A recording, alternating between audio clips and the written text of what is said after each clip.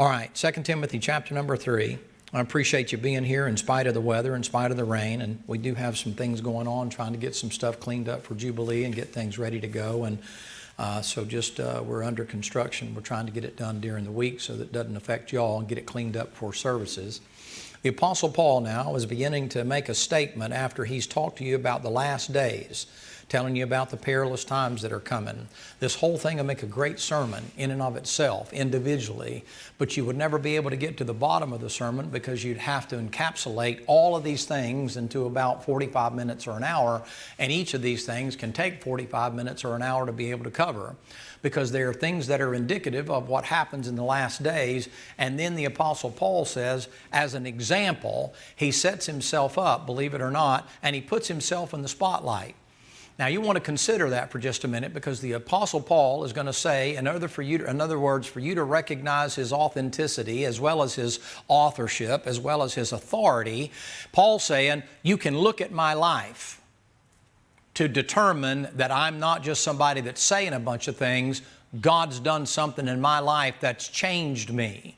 Paul always is real interested in making sure you know what his testimony is. If you ever notice that, Paul's quick to say, I was on the road to Damascus and the light shining far above the brightness of the sun knocked me off the beast down there in the dirt down there, and the Lord dealt with me, and 3 days later Ananias came by and baptized me in a horse trough, and the scales fell off, and I see better now than I ever have. Yet it looks like the Apostle Paul had the thing called ophthalmology, or ophthalmology. Anyway, it's a problem with his eyes. That's what happens when you try to impress people with what big words you know. He had a problem with his eyes. Paul says in another passage there, he said, you see what large letter I write. It's not large as far as content. It's large because he had to write big to see. The old preacher, as he began to get older and older, he had macular degeneration. And what he said was, it started off with a little tiny dot. So he would look at you, but he could see out either side and still be able to see you. As time progressed, that dot got bigger. And so we lost less and less. He'd see better out of his peripheral vision. You'd watch him when he would get ready to draw, and he would draw, and you'd notice he looks like he's looking over there, but he's drawing this way because he can see his hands here, but he can't see anything in front of him. And then he got to a point where he had to write letters. And then Miss Pam and the folks over there, they started getting these big, huge sheets of paper so that he could get his notes and turn his head and be able to see that, until he decided to step down. Paul had a problem as far as his eyes were concerned, yet he said, I can see better than I've ever seen before. Paul would be the one that you would say, I once was blind, but now I see. Paul said, what I used to be is not what I am now. Here's what I'm trying to say to you. It's not being braggadocious. It's not being arrogant. It's not being cocky. It's not being, there's another word there I'm looking for. It won't come to my mind right now. But it's not putting yourself in the limelight because you're proud and arrogant. It's Paul saying, I just want you to know I'm not a hypocrite. Paul is saying, I want you to notice by the change in my life that what I'm preaching to you about works. Now, as a Christian, do you ever imagine putting yourself in that position? You ever imagine somebody to walk up to you and say, what are you? Well, I'm a Christian. And the guy says to you, why is that? He said, well, I tell you, I trusted Jesus Christ as my personal Savior, and I go to church and I read my Bible. Imagine saying this to him, just watch me. Just look at me. Judge me. You judge for yourself. You decide whether or not you think I'm what a Christian is. How would you like to do that? That's what Paul does. Paul said, thou hast fully known my doctrine, manner of life, my purpose. And he's fixing to get into a couple of more things here in that passage. Paul said, what am I saying fully known? It's not just intellectually knowing it. They know by observing Paul. Now, Christians nowadays live in a strange world. Everybody else demonstrates publicly. Somebody has a rebellion against the government. They demonstrate by holding up signs or by, getting crazy and having insurrection and stuff. Somebody wants to demonstrate against how they feel about same-sex marriage or whatever. And so then they wind up cutting their hair funny and doing certain things to let you know they're in a state of rebellion. Right? Okay. Well, how about a Christian? What's with this idea that as a Christian we're supposed to be, I'll use the word clandestine instead of closet. Where's that in the Bible? I'm not saying you have to go broadcast it all with your mouth. How about your actions? How about when they just see you as a person? Does something about you stand out? I'm not saying you have to have a bumper sticker on your hind end when you're walking through work or school or something like that. You have to have a Bible as big as a briefcase and that kind of a thing. But do they know there's something different about you? All you hear nowadays, and not all, that's not a fair statement. A lot of what you hear nowadays is this: don't judge me. How come it is that Christians seem to be so obsessed with other Christians' personalities and actions, but only in church? You're not obsessed with what people are doing at the restaurant. We went to a Cat yesterday after we got done doing a whole bunch of running around, and there was a couple people over here and a person over there and some people coming in and out the door. I didn't pay any attention to them at all, except when they walked in just to, look, make sure they didn't have a gun on them or something. But beyond that, I didn't pay any attention to how they were eating. Some of them eating with chopsticks. Of course, that's hard to do if you're having, curry. You can't really get that, up there. But some of them eating chopsticks. Some of them eating with a fork. Some of them eating with a spoon. Some of them eating with their hands. I could care less. You say, what were you doing? Talking to her, looking at my own food. Why is it in the church, ladies and gentlemen, that you're so obsessed with everybody else's personal life? Don't you know everybody in here has a different personality and a bunch of junk packed in their saddlebag that makes them who they are and what they are? I don't know why that is. I don't know where that thing took place. It had to be a seed planted by the devil a long time ago that made you think that it's hands off everywhere else, but in church it's okay for you to decide what you think about everybody else, as if your opinion matters. It sets you at odds with each other. You know what Paul says? Paul said, look at me. But then he says, if you're going to watch me, you're not going to find me making fun of, belittling, putting down the church. You're going to find me bragging on Jesus. You're going to find me trying to get closer to Jesus. You're going to find me trying to live right, find out what Jesus has to say about certain things. You're going to find me in my Bible. You're going to find me praying. You look at the Apostle Paul, praying. You're getting a sermon on that this morning on prayer. Praying. Why? Paul said, we got to pray. You got to pray. You say, why? I'm interested in what God thinks. Nowadays, we're more concerned about man's intervention in our life than we are God's intervention in our life. What's God think about what you're doing? You know what I know? I know one of the sure signs of backsliding is you become overly interested in everybody else's life. Well, how come they're not in church? Well, why aren't they doing this? Well, how come they're not helping clean the toilet? Well, how come they didn't come only Sunday morning? They only didn't come to Sunday school. They didn't come to church. Well, how come they're watching on the internet? Well, how come they're not there? I don't know. Maybe because you're here. I know that sounds awfully harsh, but I mean, stop and think for a minute. People have a life outside of you being sitting there in judgment. You better be careful. You reap what you sow. My mama used to make a statement. She made a lot of good statements. I wish when I was a kid I had enough sense to write them down, but I really do. One of the things my mama said to me is, you better be careful who you're talking to. My daddy would say to me, you better adjust the tone of your voice, boy. I wouldn't eyeball my daddy. I was raised in a day where young kids didn't get up in the face of adults. That's a whole different thing nowadays. I mean, young kids didn't get up in the face of adults and eyeball them like man to man. I mean, my dad never slapped me, but I knew better than to eyeball him, and give him that, like I'm up there with him. He'd have said, get out. You think you're a man now? Go ahead, let's see how you try it on for size. I was taught that stuff. You didn't back talk when I came up. People do that nowadays when they come before the throne room of God. They get up there and get ready to pray. Hey, how you doing, man? Hey, man upstairs. You better be careful. You better be careful.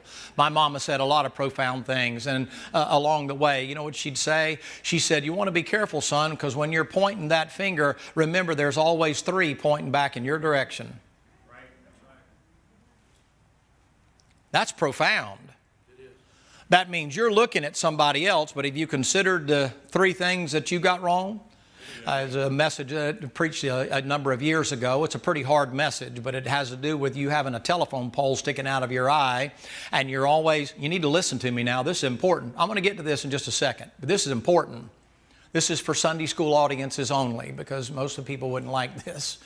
The message I preach is about having a telephone pole sticking out of your eye, and that you're trying to get a little speck of dust out of somebody else's eye, and every time you turn your head, you're knocking somebody else's head off. You do a lot of damage that way. Fault finders. You know what I know? That's a sign you're backslidden. That's a sign you're out of fellowship with the Lord. Say, backslidden's an Old Testament thing. We can't get that way. No, but you can sure enough get out of fellowship with God. Amen. Amen. Keep your eyes off of everybody else. Whether they mask, don't mask, do this, don't do that. Do what you're supposed to do, okay? Quit worrying about what everybody else is doing or not doing. My aching back, man. You're going to draw the line in the sand and die on the hill of what somebody else is doing, whether they're with you or they're not with you, or whether they're... What's wrong with you? Why would you be doing that? What are you, the Bible Baptist police or something? I think you ought to be careful. I think you ought to pay attention. I think you ought to do that. But you don't like me legislating to you, but now you legislate to others, don't you? Don't you? What's up with that, you hypocrite? In the name of Jesus. Don't judge me, don't judge me, don't judge me, don't judge me. You know what Paul said? Judge me. Look at me, watch me. What are you doing that you don't want somebody watching you? I'm not talking about following to your house, watch you walk around in your PJs. I don't want to see you in your PJs.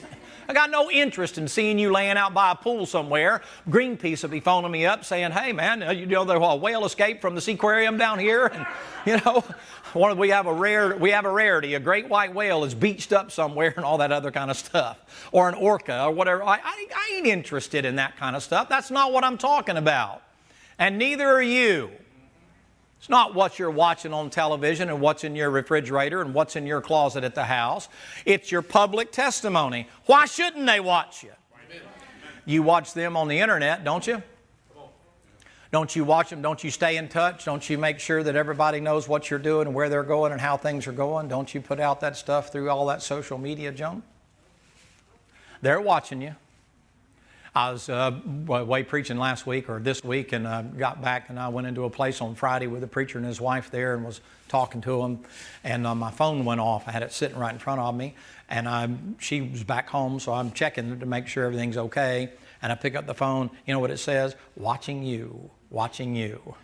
And I immediately look at that, and then I'm looking around, and there's some people sitting over here and some people sitting over here that I knew, but I thought, well, that's Paul. Watching you, glad they didn't catch me doing something I shouldn't be doing, you know.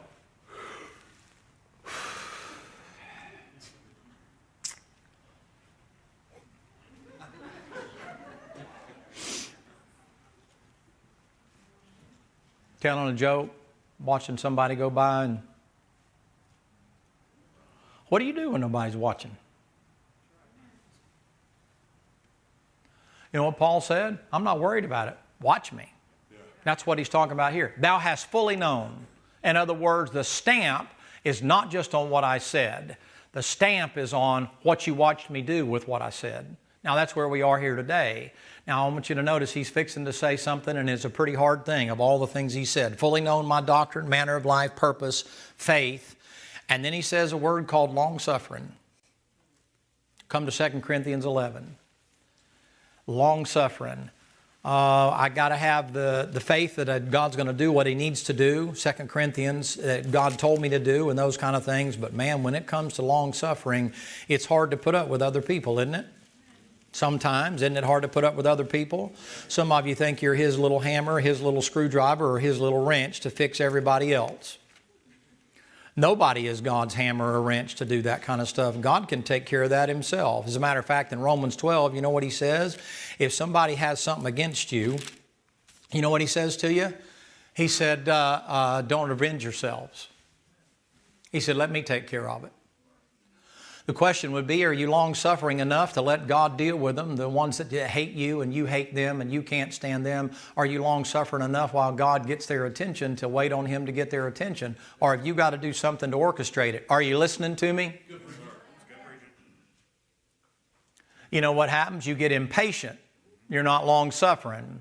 Was God long-suffering with you? Yes. I think He was. Has He been long-suffering with you? Yes. Is He currently long-suffering with you? Okay, you know what he said? Paul said, you know my long-suffering. You say, what did Paul know about that? Paul had enemies. You know what Paul says about Alexander the coppersmith?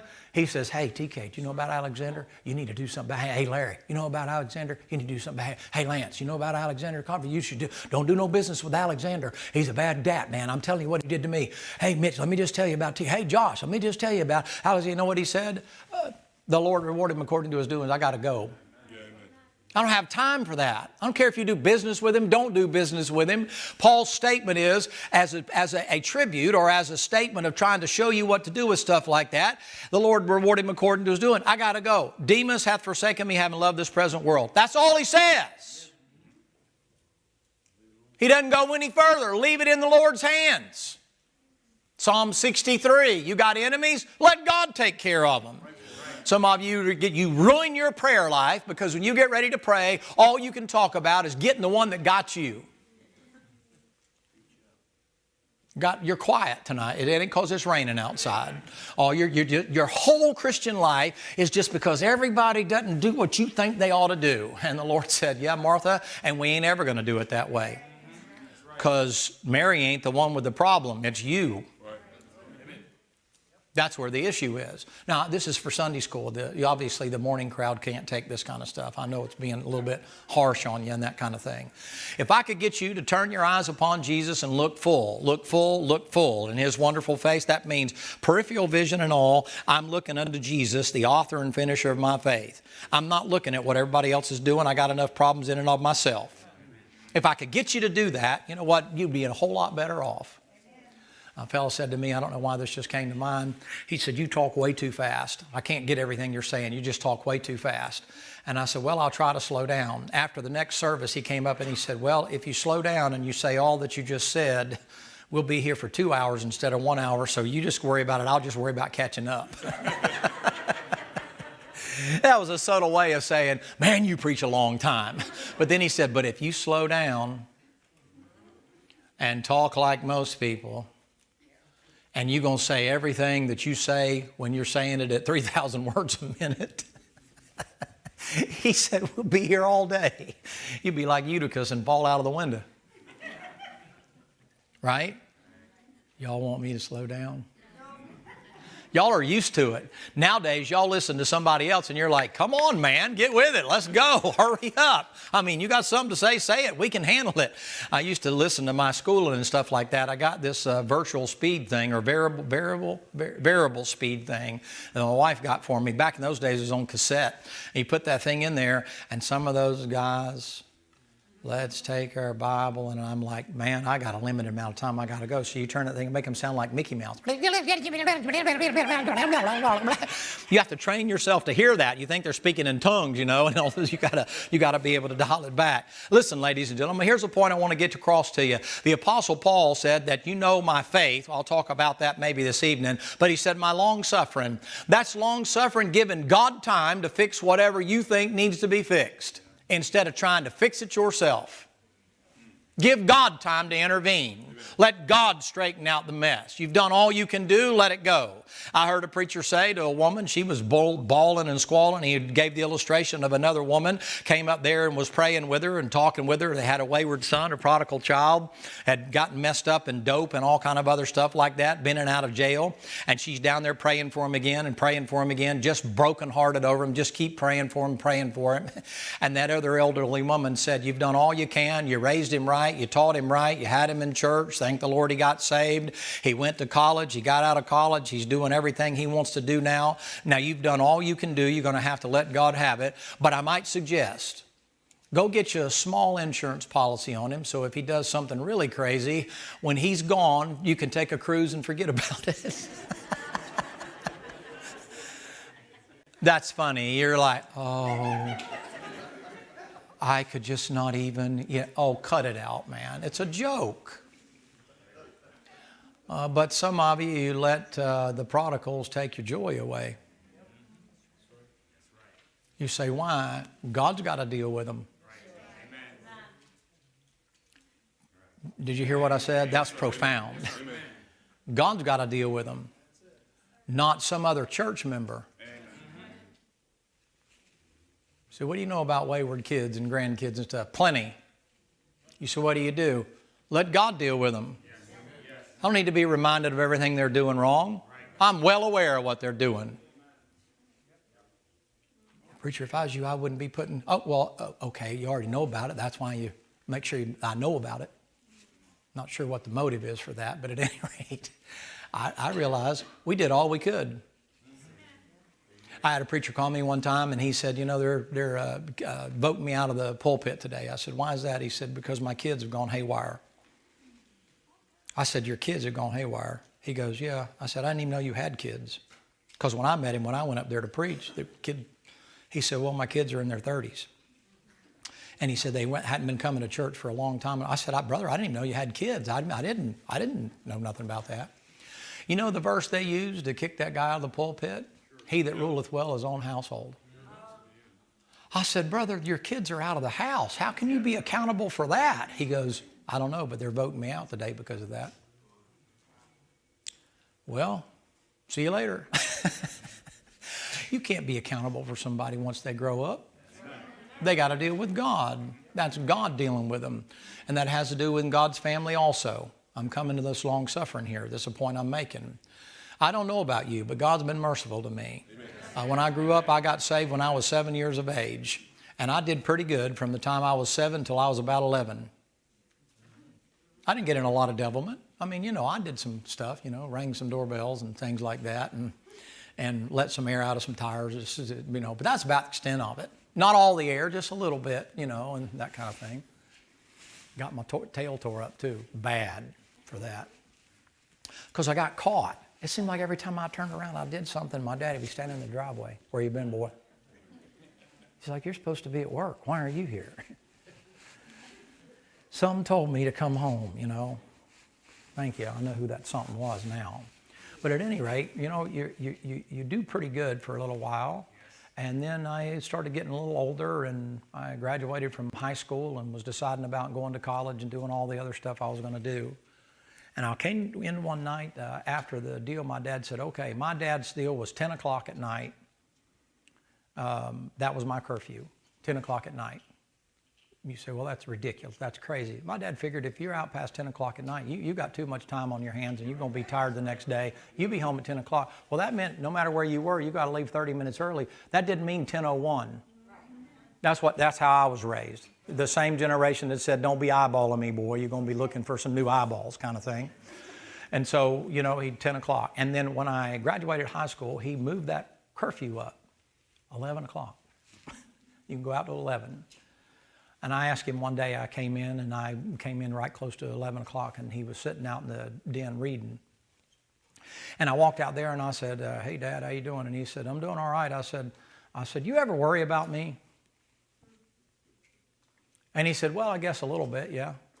Typical man stuff, you know, not, you know, Mom, you know, yeah, worry every minute you're out of the house. I just, oh my God, don't know where you are kind of thing. He goes, I reckon a little bit.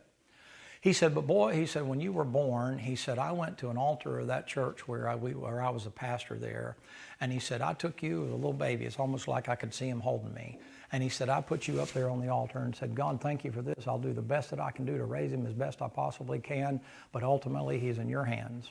So you watch over him and take care of him.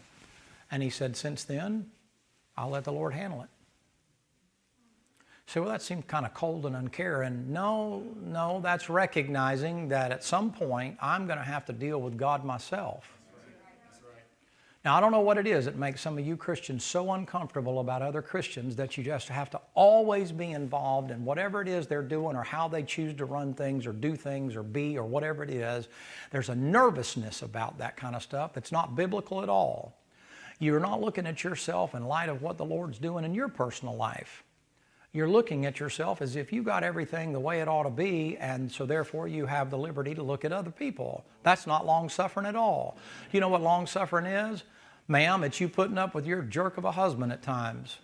You've been married more than 6 weeks. He can do something that can trip your trigger, can't he, sister?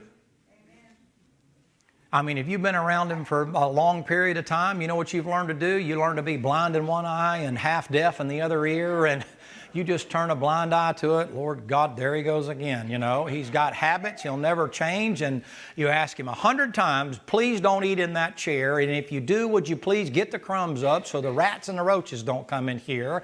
And 40 years later, he's still eating in the same chair. That's his way of planting the flag. You ain't going to tell me what to do, you know, that kind of a thing. Sir, you know what that Bible says? You'll get this today in the deal. You know what he said? Husbands, love your wives and be not bitter against them, that your prayers be not hindered. Bitterness, that's a taste thing. The bitterness is something everybody's familiar with. It's something that gets your attention right off the bat, something that's bitter. You know what he says? You get bitter with your wife because she won't shut up sometimes. Was that too plain for you? You know what you have to be? You have to be long-suffering. You say, why? One preacher said, or I think it was the old preacher that said, probably did say it, and he said, you know, she says, you never listen to me, you never listen to me. It goes in one ear and out the other. He said, yeah, and everything goes in your ear and out your mouth.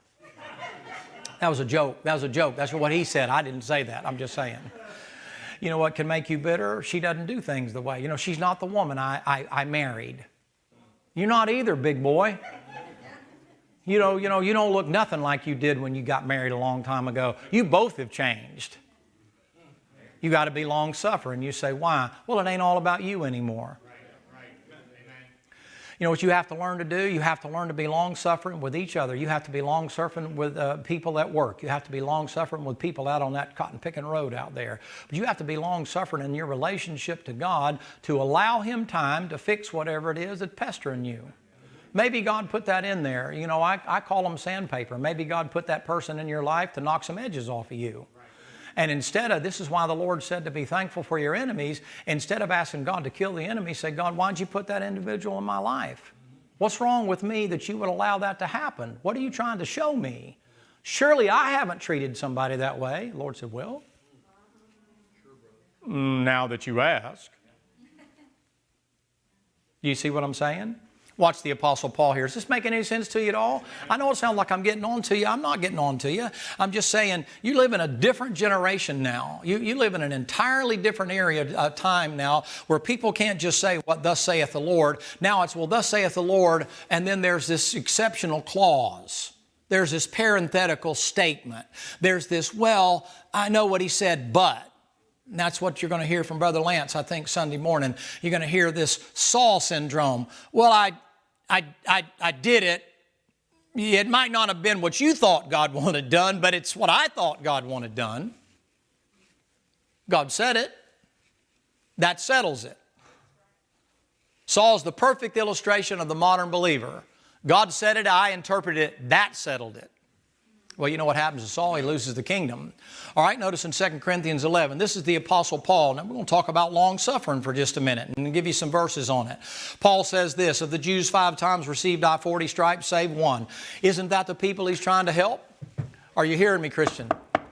Are you hearing me, Christian? Paul said, I could have myself accursed that I might win those people. Paul said, I have a desire to see my people saved. I gave you that the other day. That's in Romans chapter 10. Paul said to you, I have a desire to see those people saved. You know what he said? The very people I'm trying to help. Are you listening to me, preacher, Sunday school teacher, singer, husband, wife? Are you listening to me? The very people I try to help. Of the Jew, I received 40 stripes, save one, 5 times. 5 times. The very people I'm trying to help persecute me.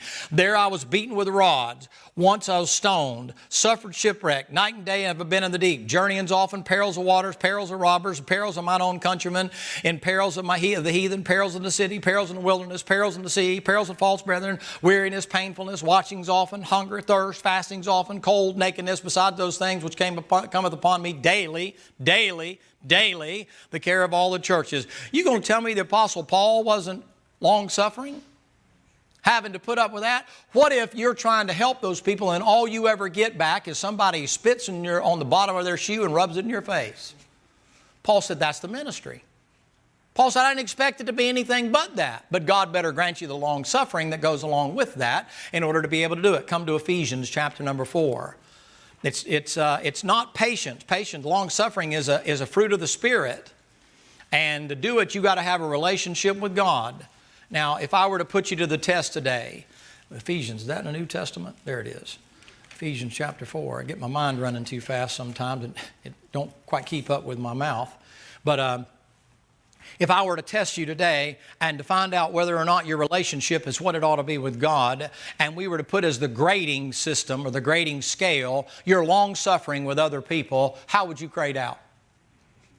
See, what kid stuff, man, what kid stuff modern preaching used to be just not too long ago. If you were a good Christian, you didn't smoke. You didn't drink, you didn't go to movies. As a matter of fact, maybe Brother Larry might remember this, and a couple of you older folks might, but when you joined a church, I mean any church, not just a Baptist church, Independent Baptist church, Southern Baptist church, Methodist church, Episcopalian church, Catholic church, whatever, you signed a decree that agreed that if you were going to join that church, you wouldn't smoke and drink, and you wouldn't be involved in this and that and the other, and you wouldn't go to movies, and some of them had that stuff just as long as you could possibly, look like 95 Thesis nailed out there at Gittenberg, where Luther nailed that thing on the wall.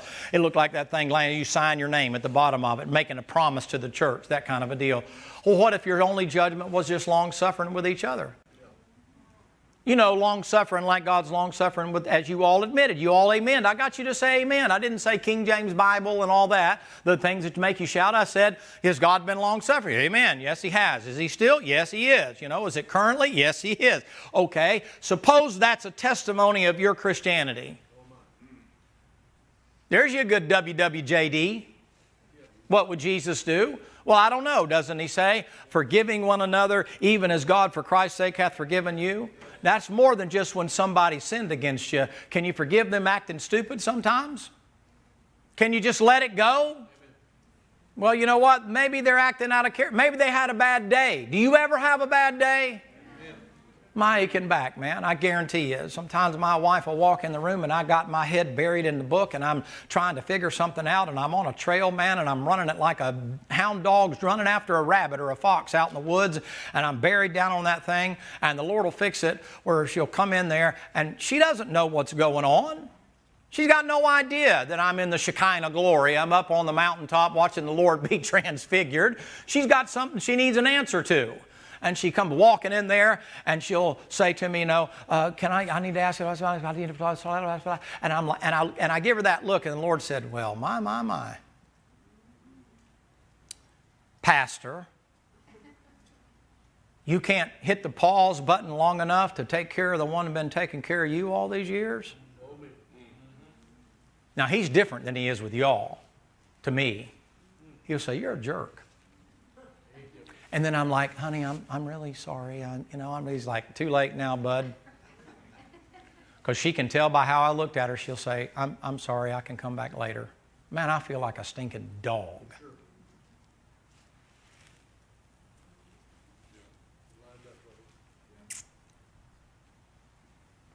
Can you just be forgiving of people? Some of you are just a little too hard charging. You're harsh. You're cold. You expect people to not be human. Maybe it's a miracle they're even here. I appreciate them being here. Don't run them off. You leave. Don't run them off. They're having a bad day. That's why they're here. It's rough. Well, preacher, I think, it's okay. Let the book deal with them. They're here. They come in the hospital, let them get some help. Amen. I'm on something here. I'm telling you, you would never think all this stuff's in the passage. But you know what happens? You have to be long-suffering, not just in allowing God to deal with them. Get them, Lord. Get them. Yeah, get them, Lord. Yeah, get it. I mean, you need to straighten them out like I think you ought to do it. You just need to learn to be long-suffering. Be surprised how quickly they'll quit bothering you. Now, think real hard. Are you listening to me? Think real hard. Who interrupts your fellowship with the Lord when all of a sudden things are going good and you hear somebody's name mentioned? And just like that. What happened to your long-suffering, Paul? What happened to your long-suffering, Jesus? Why'd that thing derail you? Because of how they treated me. Wow. Well, that's certainly interesting. You mean you expected something more than that? Oh, I get it. You don't deserve to be treated that way. They didn't respect you.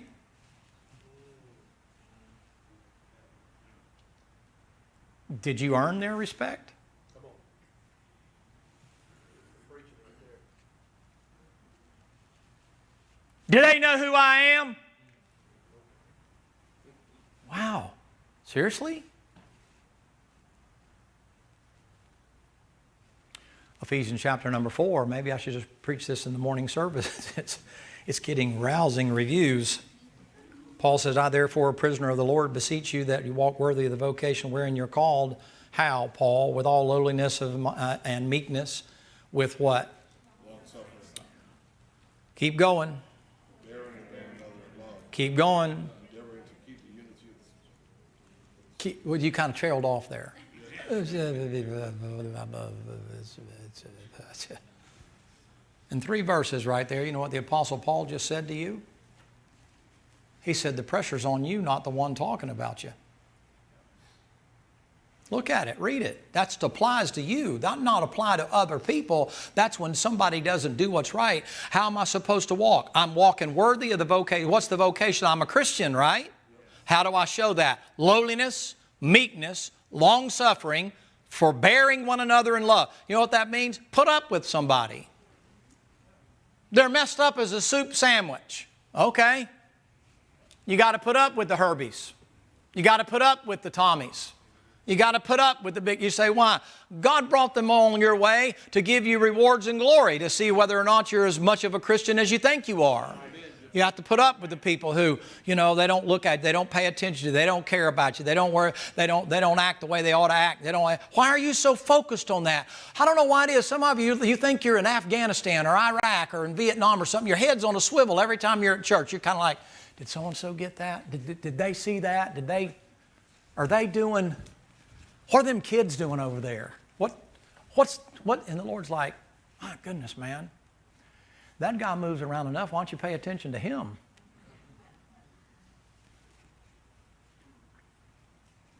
When I was in school, again, back when dinosaurs roamed the earth, this goes back to elementary school. I had a 5th grade teacher. Her name was Miss Brock. I had a 6th grade teacher named Miss Adkins. And both of those two were cut out of the same mold. Both of them looked like what you would call, they used to call them a school marm, but a school mom. I mean, they weren't what you would call real attractive or whatever, and had their hair done up in a little bit of a bun and had the glasses and stuff like that. And buddy, they knew their subjects. And when they got ready to talk, the only time you were allowed to look down or look around was when you were writing a note or something. And Miss Brock had a stick about that long. Don't worry, it wasn't a Catholic school. She didn't come whack you in the head, but the second you looked down, that stick would crack that lectern that she was on, and she'd say, hey, you look at me when I'm talking to you. You hear me? I'm like, yes, ma'am. I had that stick pointed at me more than once. I got sent to the principal's office. Miss Atkins' class. I got sent to the principal's office. No, it was Miss Brock's class. Because I'd created a little insurrection there in the classroom. And I had people looking at me during teaching time, and it really frustrated her. It didn't take her long. They outed me so fast, man. I mean, I had a good portion of the class that was kind of with me, kind of behind me, and I had them, disrupt, and it didn't take them long. Miss Brock said, hey, who told you to do that? Peacock, who told you to peacock? Everybody's like, Peacock, come here. She called me by my first name, David. She goes, come on, we're going down to see Mr. Prather. Mr. Prather. Mr. Prather was about that big around and about 6'5", and he looked like Skeleton Man or something, like Skeletor. I know it's 10:30. Just give me a second here. This is a good illustration. And so we walked down there, and he had this kind of a grin. It was devilish. It wasn't a real grin at all. It's kind of like you've been to too many of those, be warm and fuzzy with your students' classes. Mr. Prather, she said, this is David Peacock. He created a problem in my class, and I wanted to bring it to your attention, and, she wrote it down. I'll never forget, he made me sit in the outside office. He went over into his office, left the door open. I heard him dialing the phone. Back in those days, it's rotary phone. Hello, Mr. Peacock. Reverend. I have your boy in here. Is he okay? Well, yes, sir, he's fine. He's not physically injured yet. He said, it's our policy here for corporal punishment when my dad said, give it to him. He didn't even ask him what he did. He said, I'll be there in a minute. So I get called in there, and they call a witness in there, and I get the privilege of bending over and having that paddle hit me on my hind end 3 times. And then my dad had told him, and when you get done, just leave him right there, please. When he came in, my dad was a big man. My dad came walking in, it's like he filled that whole school. When he walked in, the double doors come swinging open, man, and a tornado comes blowing through the hallway. People's papers are flying off their desk and books are hitting the floor, and you can hear it coming down. It sounds like Frankenstein. Boom, boom. You hear them thing coming down that hallway, and kids are grabbing other kids and hiding. And oh no, oh, the preacher's here. Oh no, what's going to happen? And somebody's in the back going, Peacock's going to get it now. You know, that kind of a thing, man. And he walked in there, and I started to say something. He said, "You don't have nothing to say to me, boy." He said, "Get in the car." He said, "I apologize to the principal." He said, "I apologize for the behavior of my son." He said, "Would you like to talk to the teacher?" He said, "I don't need to. If she saw fit to bring him here and make you have to do what you did to him to tighten him up, I know where the problem is. Do I need to sign him out?" Mr. Prather said, "No, sir. You can go ahead and take him wherever you want to, sir." He said, "Get in the car, boy." That's one of the longest rides I ever had home. He didn't say nothing. That's terrible. He's kind of like, do something. Then to make it worse, he made me go sit in my room, and I'm like, can we just get this over with? I know what's coming. The rule at my house was, if they have to get onto you there, you're going to get it again when you get to the house. I ain't asking your opinion. See, I know all that's changed. Some of y'all are like, well, now I don't know. You know, you never know nowadays. And not that way when I was raised. Now I realize times have changed. He comes in there and he sits down and he said, "Boy, what have I told you about school?" And I gave him all the dissertation of that kind of a thing. And he said, "Now I want to ask you a question. Did you do anything to get that teacher's attention that you shouldn't have done?" "Yes, sir." "You didn't lie." Because he had cameras everywhere before cameras were even invented. I said, "Yes, sir." He said, "Did you involve other people?"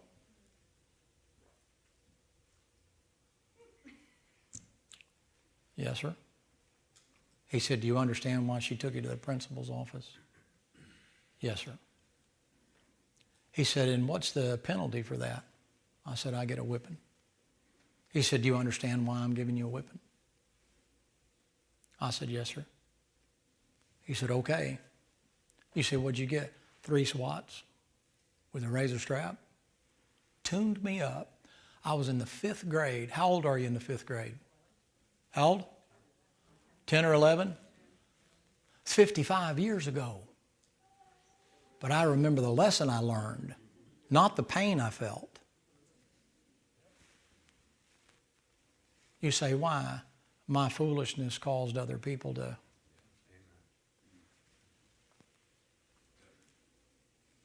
Real Christianity, ladies and gentlemen, is you and Jesus Christ and walking with Him and talking with Him and being concerned about what He's concerned about, not being concerned about other people's personal life. I got to stop there. We'll pick it back up this evening, okay? Father, bless your word and be with us as we come for the morning worship. We pray in the name of Jesus Christ. Amen.